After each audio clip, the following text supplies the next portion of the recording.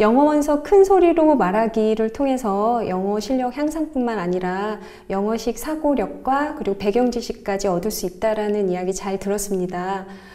여러 권의 책도 출판하시고 그 다음에 블로그에 다양한 글들을 꾸준히 올리시는 활자 덕후이신데요. 책을 처음부터 자연스럽게 좋아하셨는지 아니면 나는 책을 좋아하는 사람이 되고 싶어 라고 해서 꾸준히 훈련을 통한 습관을 만드셨는지 그 점이 좀 궁금하거든요. 네, 그런 면에 있어서는 제가 좀 운이 좋았던 것 같습니다. 왜냐하면 책을 읽을 때 환경이 굉장히 중요한데 처음부터 그런 환경을 의식하지 못한 상태에서 접했던 것 같아요. 예를 들면 예전부터 아버지가 책을 좀 많이 보셨는데 어디든지 책이 좀 있었던 것 같아요. 예를 들면 뭐 소파에도 책이 이렇게 있고 책장에도 책이 있고, 그런데 문제는 제가 그 책을 읽었을 때 이 책의 내용이 뭔지 몰랐다는 게 어떻게 보면 좀 행운일 수도 있고 어떻게 보면 좀 안 좋았던 걸 수도 있을 것 같아요. 그런데 저한테 좋은 점으로 작용했던 건 뭐냐면 이게 모르니까 궁금하게 되고, 궁금한 걸 이렇게 좀 찾다 보니까 이제 이게 시간이 지나면서 글로 쓰게 되고, 글을 또 많이 쓰다 보니까 어떻게 보면 좀 책 출간으로 이어졌던 좀 선순환 구조가 나왔는데 그걸 가능하게 했던 건 아무래도 좀 호기심이었던 것 같아요. 궁금한 걸 갖고 내가 이게 어떻게 해서 이렇게 됐지라는 원리를 찾고 하는 과정이 좀 자연스럽게 온 것 같아요. 그래서 그 과정이 어떻게 보면 훈련이었다고도 할 수 있지만, 만약에 말씀하셨던 그 두 가지 중에서 꼭 하나를 골라야 된다고 하면은 저는 환경의 영향을 좀 많이 받았던 운이 좋은 케이스가 아니었나, 그렇게 생각을 해봅니다.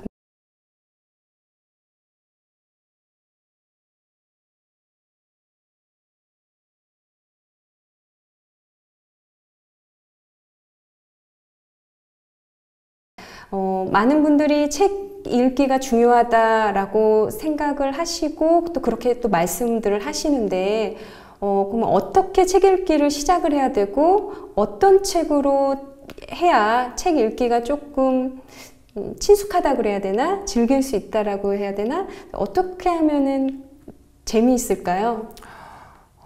이게 두 가지 케이스로 접근을 할 수가 있을 것 같아요. 먼저 좀 아주 일반적인 시선에서 의견을 말씀을 드리면, 책 읽기를 좋아한다라기보다는 좀, 생각을 바꿔서 플립이라는 표현을 좀 쓰고 싶은데, 좋아하는 분야의 그쪽과 관련된 책을 읽는 게 오히려 좀 책 읽기에 흥미를 돋울 수 있는 방법이 아닌가라는 생각이 들거든요.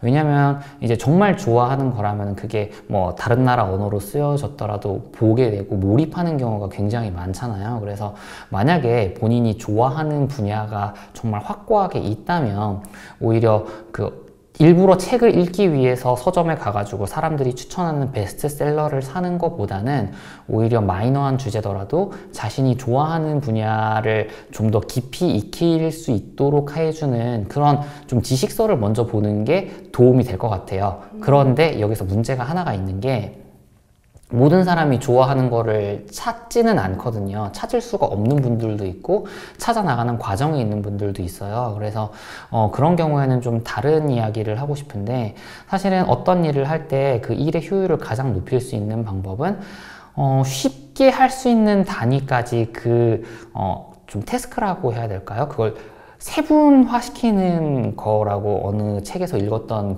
기억이 나요. 그래서 만약에 책을 읽는다라고 하면은 책의 기본은 단어까지 쪼개면 너무 많이 나간 것 같고 한 문장인 것 같아요. 그래서 그 문장에 대해서 생각할 수 있는 기회를 최대한 많이 얻는 그런 환경이라면 좀 책 읽기에 관심을 가질 수가 있을 것 같은데, 예를 들면 이런 거죠. 어떤 페이스북에 책과 관련된 페이지를 구독을 해가지고 카드 뉴스를 받아보거나, 아니면 저도 좀 자주 쓰는 방법인데, 이제 헤비 유저 분들이 있어요. 헤비 유저이면서도 굉장히 영향력을 잘 행사하는 인플루언서 분들을 운이 좋다면 친구를 맺거나 아니면 팔로우를 하면 그분들이 올려주는 그런 글을 통해서 제가 또 다른 인사이트를 얻을 수가 있거든요. 그래서 그런 분들은 알아두면은 뭐 온라인상이 됐건 오프라인상이 됐건 직접 만나면 더 좋고요. 그래서 그런 기회를 최대한 많이 만들면서 짧은 글이라도 내가 생각할 수 있는 계기를 최대한 많이 마련을 해서 좀 이제 책 읽기에 가까운 체질로 조금씩 바꾸다가 그러다가 책이 좋아지면 또 읽을 수도 있는 거고요. 그래서 이런 과정을 통해서 좀 책 읽기에 흥미를 붙여보시는 게 좀 부담스럽지 않으면서도 좀 이렇게 깊이 접근할 수 있는 시작으로 좋지 않을까라는 생각을 좀 합니다.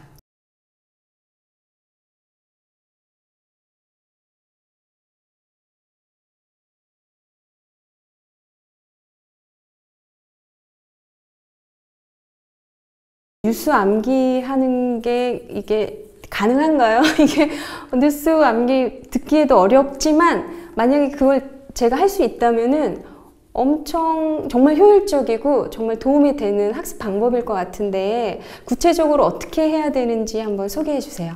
네, 아까도 말씀드렸지만 가장 먼저 해야 될 거는 저희 기대치를 낮추는 거거든요.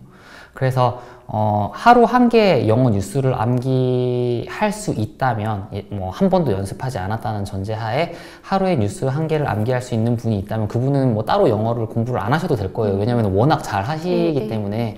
그런데 저 같은 평범한 사람의 경우에는 이게 굉장히 좀 쉽지는 않더라고요. 왜냐면은 아무리 읽어도 계속 까먹고 그러다 보니까. 그래서 사실은 하루에 뉴스 한 개를 암기하기라는 이 타이틀은 좀 다른 방식으로 접근을 해야 될 것 같아요. 뭐 하루 한 개 뉴스 암기가 뭐 이게 불가능하다라는 얘기가 아니라 이게 어떤 연습법을 통해서 얻어지는 자연스러운 결과라고 보는 게 더 맞을 것 같습니다. 예를 들면 이제 제가 요즘에도 확인을 해보니까 이렇게 제공이 되고 있던데, 제가 공부했을 때 제가 가장 많이 활용했던 영어 뉴스는 아리랑 TV였거든요.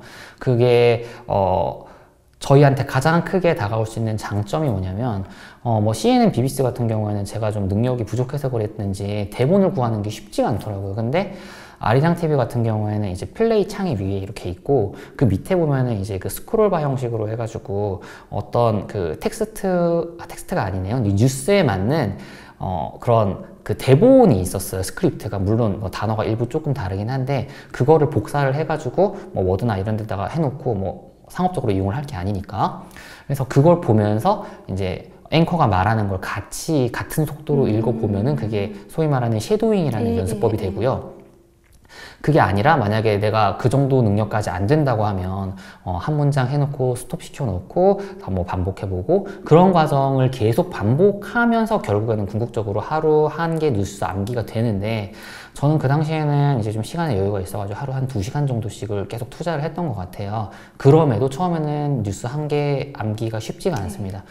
그런데 이게 시간이 지나면서 좀 재미있는 현상이 발생을 하는데 뉴스가 똑같은 게 계속 며칠씩 반복이 돼요. 네, 맞아요. 그래서 예를 들면 뭐 어떤 정치적으로 큰 사건이 터지거나 아니면 국제적으로 어떤 뭐 큰 사건이 터지면 그게 계속 반복이 되면서 단어도 비슷하고 표현도 비슷하고, 그리고 또 이제 뭐 대통령이 뭐 말했다고 하는데 대통령이 말한 건 바뀌지가 않잖아요. 그러니까 그 문장이 똑같은 문장이 계속 나와요. 인터뷰 형식으로 해가지고 뭐 예를 들면 뭐 프레지던트 누구 해가지고 뭐 말했는데 영어 번역이 된 문장이 계속 똑같이 나오다 보니까 똑같은 걸 계속 반복해서 읽게 되는 거예요. 그래서 아까 말씀드렸던 그런 의식적인 연습이 되더라고요. 그러니까 내가 부족한 것들을 이제 계속 반복해서 할 수 있는 환경이 구성이 되고, 그리고 같은 주제로 요즘에는 뭐 하루에 4번 이상씩 이제 그 뉴스가 계속 업데이트가 되는데, 그 뉴스가 오전에 나왔던 뉴스가 오후에도 나오고 오후에 나왔던 뉴스가 저녁 때도 나오고 또 다음 날도 나오거든요. 그러면 그 뉴스만 일부러 골라서 반복을 하게 되면 한 3, 4일 정도 지나게 됐을 때는 그 뉴스의 내용이 100% 이제 내가 할 수는 없다고 하더라도 요약해서 다른 사람에게 전달해 줄 수 있을 정도까지는 말을 할 수가 있게 돼요. 하루 한 1시간 반, 2시간 정도 꾸준히 연습을 하게 되면. 그렇게 됐을 때는 저는 이거를 뉴스 한 개를 암기라고 생각을 해요. 왜냐면은 물론 문장 패턴이 100% 똑같이 뭐 앵무새처럼 반복을 할 수 있는 것은 아니지만 그 뉴스의 내용을 이해를 했고, 그리고 그 뉴스를 다른 사람에게 처음에는 더듬거리면서 전해줄 수 있겠지만 정말 자기가 익힌 표현들, 여태까지 익혔던 뭐 패턴이라든지 그런 것들을 그 동원해서 다른 사람에게 전달할 수 있을 정도의 시사적 수준을 갖췄기 때문에 저는 그런 면에서 이제 이 과정을 반복했을 때 뉴스 하나를 암기할 수 있다라고 말씀을 뭐 블로그나 뭐 다양한 매체를 통해서 드렸던 거고, 그리고 실제로도 저도 이 과정을 경험하면서 제 기억에는 한 달 정도쯤 됐을 때는 하루 한 30분 연습을 하고 뉴스 하나의 내용을 뭐 친구들이나 아니면 다른 외국인 뭐 학생이나 뭐 이런 분들한테 얘기를 하면서 의견을 나눌 수 있게 됐었던 것 같아요. 네, 듣고 보니까 이렇게 뉴스를 강제로 억지로 이렇게 외우는 게 아니라 계속 반복적으로 그 내용을 이해를 하면서 그다음에 섀도우 스피킹과 뭐 그 외의 학습법들을 통해서 이렇게 순차적으로 이렇게 접근하는 그런 암기인 것 같고요. 그렇게 하면 질리지 않고 충분히 즐길 수 있을 것 같아요.